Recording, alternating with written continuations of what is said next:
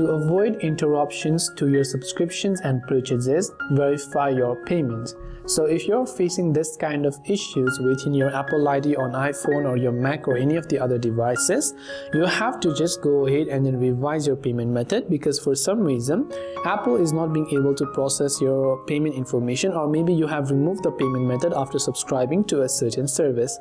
In order for you to revise your payment method on iPhone, simply open the settings application, make sure you are logged into the correct Apple ID over there. Then after you've done that, just tap on your Apple ID profile from the top. Once you tap on Apple ID profile, there you'll find the option that says payment and shipping. So tap on the payment and shipping option. As you've done that, on the next page you should be able to see all of your payment subscriptions that you have. So if you've added credit or debit card, make sure that your payment information is correct, or you can try to add an alternative card if you have.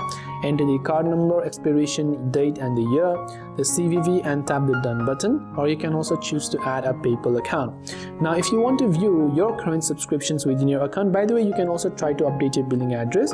To view the current subscriptions, come back to the tab and go to the subscriptions tab. Here on the next page, you'll be able to see what kind of subscriptions you have and see whether they are still active or they have been cancelled or interrupted.